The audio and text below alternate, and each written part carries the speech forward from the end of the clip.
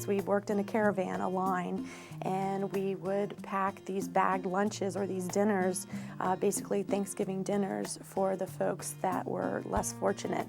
And the thing was not only doing that was the one job I volunteered to actually hop in the truck, load the trucks, and then take it to these individuals because I wanted to actually wish holiday cheer to the individuals and actually see the smiles on their face. When I did, the woman actually, when we walked into the door and I handed her this big box, it was enough to feed 6 or 8 people in her family. And she actually would not let go of my hand and or hug, and these tears just rolled down her face, and it was the best experience I've ever had. When I was a kid, I was involved in so many different extracurricular activities. In particular, 2 come to mind. One was called New Jersey Orators. It taught us public speaking skills. And I just remember being in those programs and seeing the little kids coming in and everyone's kind of scared. And then at some point, at the end, they're like, "Phenomenal woman, yes I am." And I wanted to go back and try to do the same thing for other people. In addition, I was a part of a program called W.E.B. Du Bois Scholars Program. So the idea was you're supposed to take a group of people and teach them to go back out into the community and serve. So I've always been a person that said, however far the stream flows, it never forgets its source, and I wanted to give back to my community. When I worked in the call center for Verizon Wireless, I had an opportunity to, help one of my coworkers.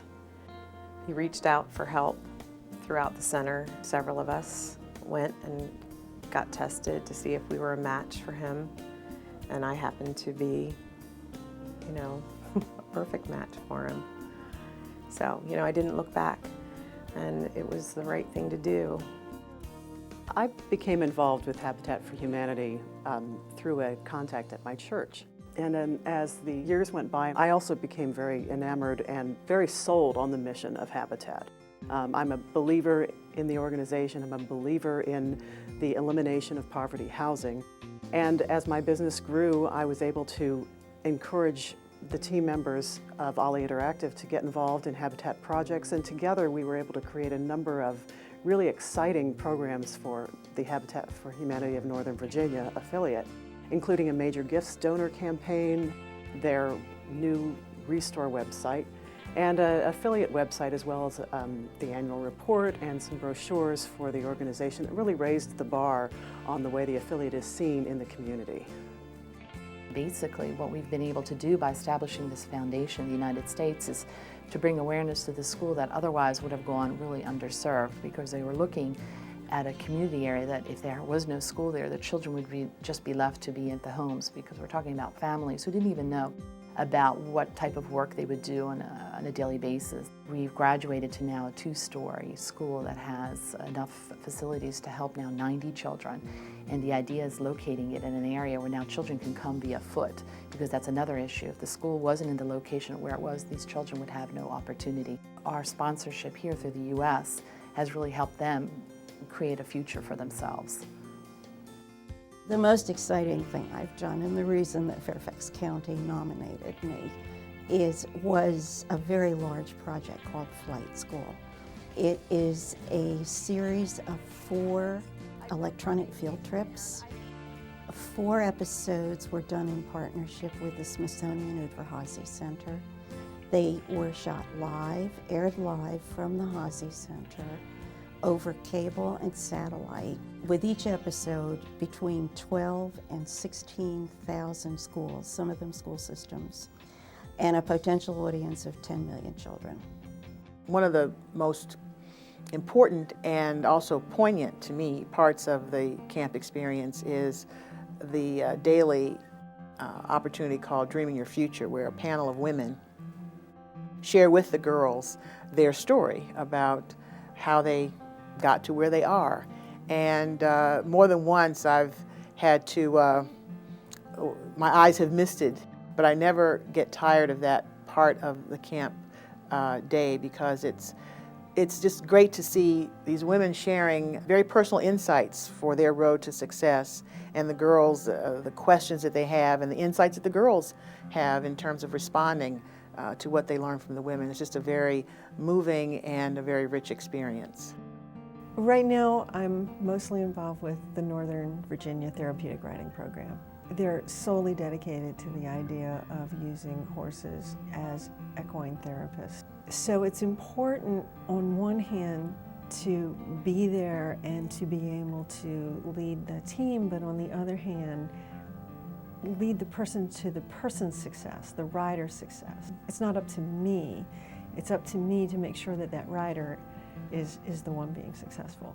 20 years ago when I was an undergraduate, I found pictures of women in front of old computers, and I wanted to know who they were. And I was told they were refrigerator ladies, models posed in front of those machines to make it look good. But they didn't seem like refrigerator ladies to me, and I went in search of their story and found out that they were the first modern programmers. I helped take their story to others. I helped them frame their story, tell their story, and now I get the privilege of taking that story to others and inspiring girls and young women and preserving the story for others, including my daughter. The very concept that I was excited about, going to school learning physics and mathematics and things like that, we get to go into the classrooms with these kids and share that with them. When you do something that you're really passionate about, it's not even a thought. I mean, I probably could work 60 plus hours in 1 week and still spend a whole Saturday encouraging girls or young K through 12 to pursue careers in math and science, or just sharing my commitment or sharing my experiences as a mentor to the kids. 1,800 children are homeless in Fairfax County, one of the wealthiest communities in this country. Some of the highest education levels, and yet probably a quarter of our households are left out of that. And 1,800 kids are homeless. So we are changing everything and about how we do that, and looking at a housing first approach and asking the community to look at things differently. And I think that's important. It's important to get involved in things like that that have you questioning the way you do things and trying to make a difference. Is to expose and help girls to realize that they could be an engineer if they put their mind to it. And so what I basically did was establish and work with the people who had the same passion that I had to start the Delta Diamonds program. And that's the mentoring program that I basically started in 1994. So how can we expand our professional development programs? How can we fill those gaps that maybe industry is not filling to help these women stay in the STEM fields, stay motivated, stay interested to continue grow through the ranks, be successful on their own terms. You know, not everyone wants to be a VP, but be successful on their own terms and really make the most that they can of those careers. And it's recognizing that your life is touched by so many different people, and you just never know when. And I think you come up with certain causes because there is a passion. And then there are other causes that you come up with, or beliefs, because you know it's just the right thing to do. It makes sense in your community or in your life. And you just weave it into your life. I'm of a believer that it's the right thing because you want to and you can make a difference. Well, we do our electronics recycling events that we hold for churches and for neighborhoods and for schools are an entire company effort. They're great bonding experiences.